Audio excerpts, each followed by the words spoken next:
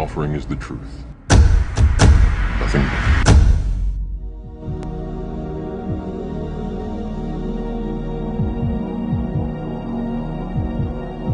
In those days, the word of God come to me and said, Noah, behold, thy lot has ascended up to me, a lot void of crime, a lot beloved and upright. Now then shall the angels labor at the trees, but when they proceed to this, I will put my hand upon it and preserve it.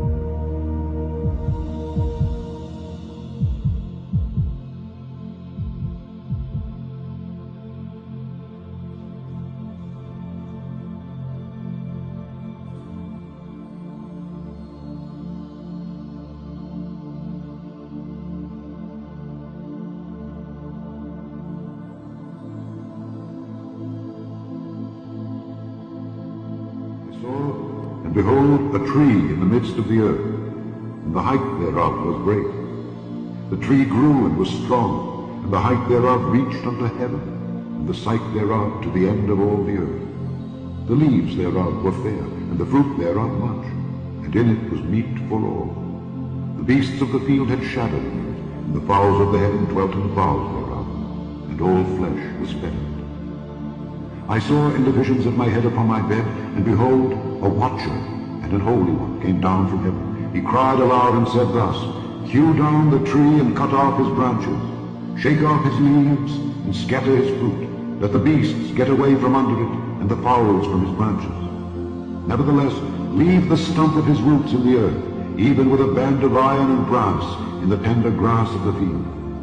And let it be wet with the dew of heaven, and let his portion be with the beasts in the grass of the earth.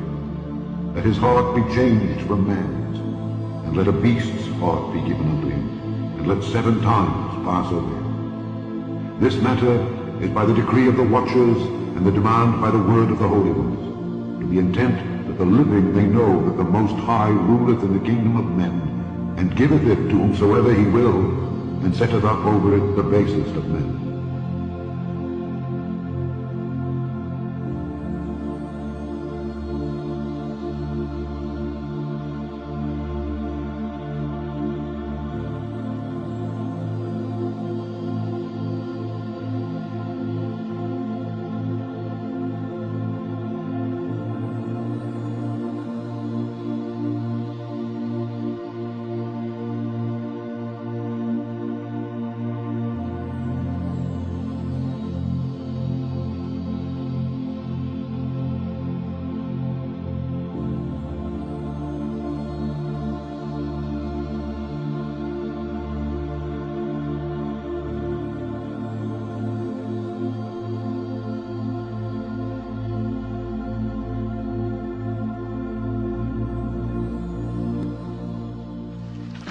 You know, Doc, it's going to be a hell of a long walk back to Hill Valley from here.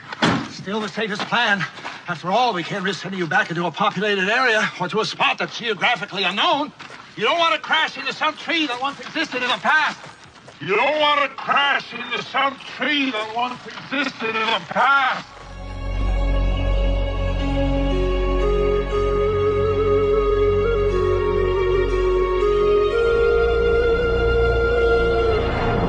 region owes its name to the park's main attraction, a rare and natural phenomenon that has transformed wood into stone.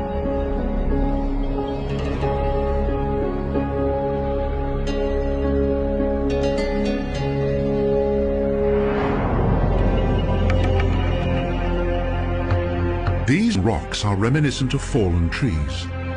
In fact, they are ancient formations of stone. But how could wood possibly be turned into stone?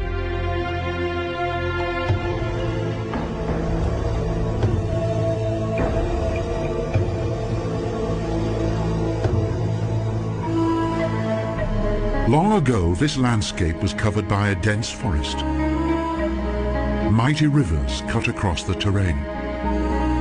Water caused by heavy flooding in the deep quagmire of the swamp, and having in effect been hermetically sealed, the trees were subsequently covered by layers of sediment. Thus, their further decomposition was halted, and the petrification process began.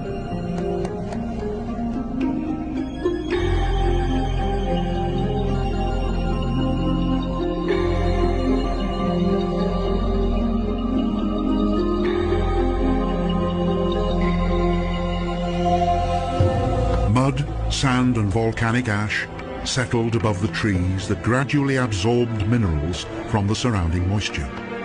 Thus, hundreds of fossil trunks developed that today are scattered across the prairie.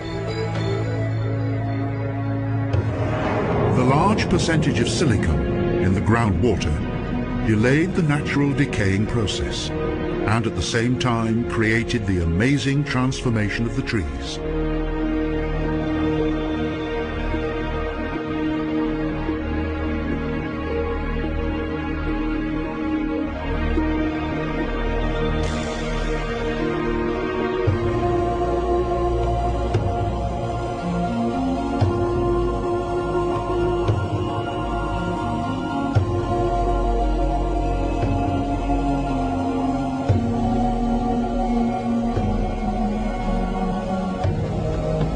Today, the petrified forests, formerly tall conifers, are the most common examples of this stone world of plants that dates back to prehistory.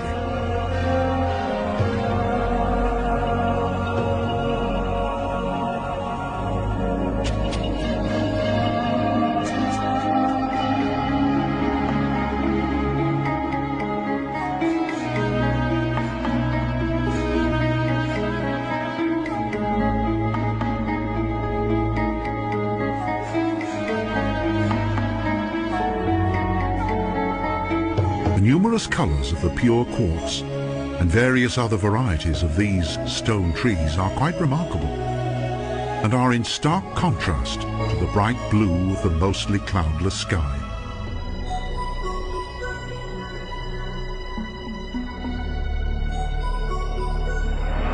There are hundreds of thousands of fossilized wood specimens that lie in close proximity with one another.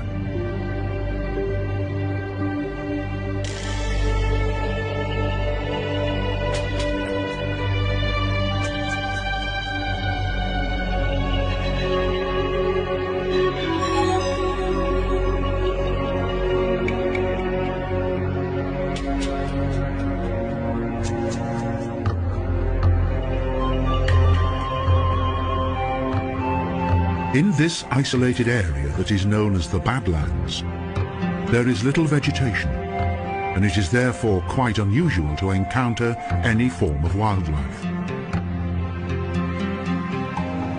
Illuminated by the sunlight, the petrified tree trunks and their glossy red appearance have always been the subject of fantasy and imagination.